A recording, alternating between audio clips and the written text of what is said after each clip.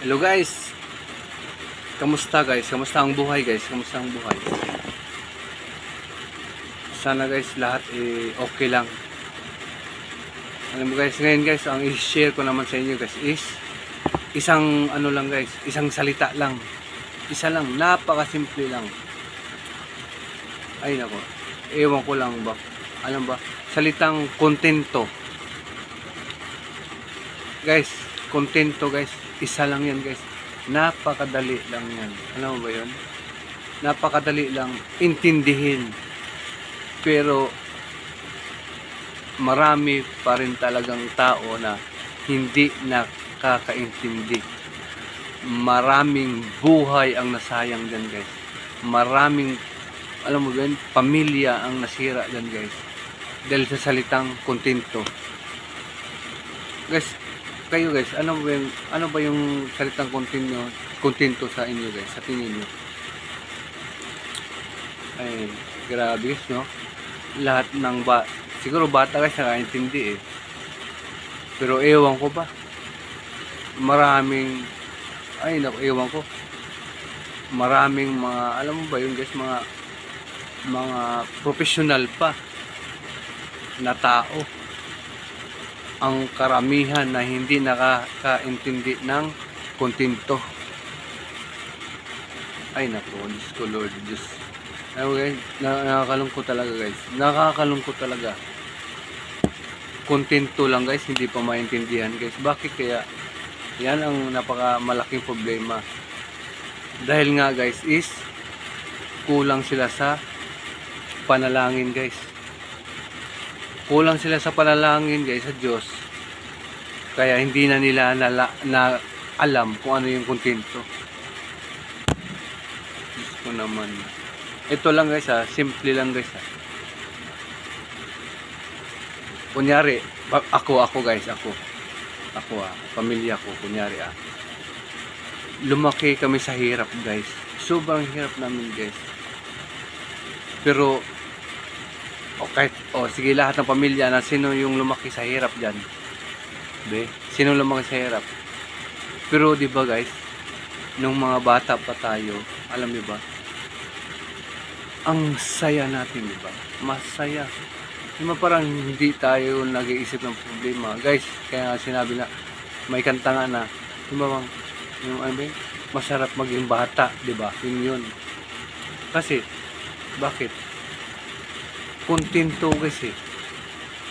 Kontento yung mga bata. Hindi nag-iisip ng problema. Ayun, sasabi ko.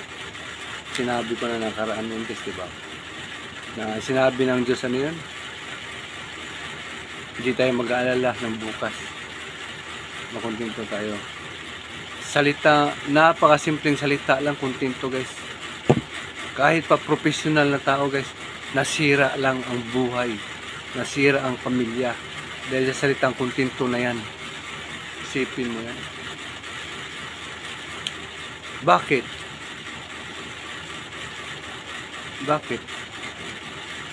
Guys, kung may pera na sila,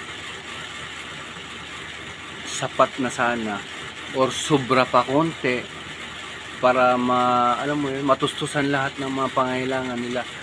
Pero hindi pa sila na kontento, gumawa pa sila ng masama. Tingnan mo guys. Yan ang sinasabi ko eh. Kaya nga lagi ko sinasabi na dito lang tayo sa mabuti.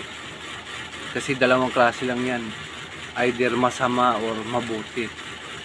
Diba? Dahil hindi sila nakontento sa ginawa nilang kabutihan, kumita na sila sa kabutihan nila eh. Nagtrabaho na sila. So ayun, diba? Ngayon, dahil hindi sila nakontento, yun na, gumawa na naman sila ng masama. Eh anong resulta ngayon? Hindi, sira buhay nila. Ngayon, sira din pamilya nila. O, diba? Dahil hindi nila naintindihan yung salita na yung kontento. Napakasimple lang. Ito naman talaga. Alam mo guys, yung buhay kasi guys, simple lang. Ulit lang guys eh. Umaga, gigising ka. Tanghali. Gabi.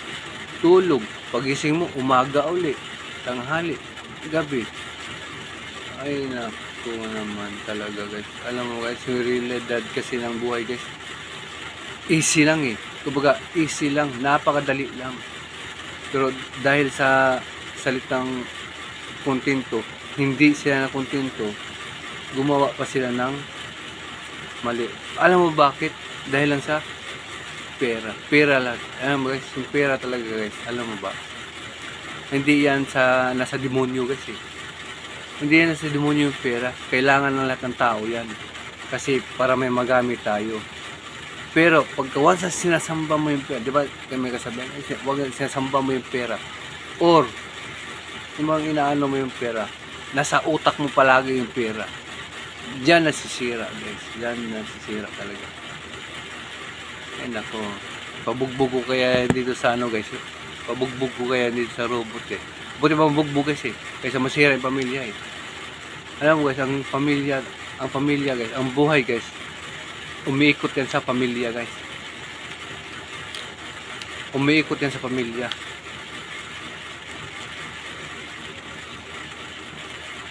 Pero yun na nga. Kung wala tayong pera, kawawa ang pamilya. Ako din naman guys, totoo lang ako. Alam mo ba yan? Kung hindi ako biyahe guys, wala akong pera. Kasi, yan yung hanap buhay ko ngayon guys eh. Ang si taxi.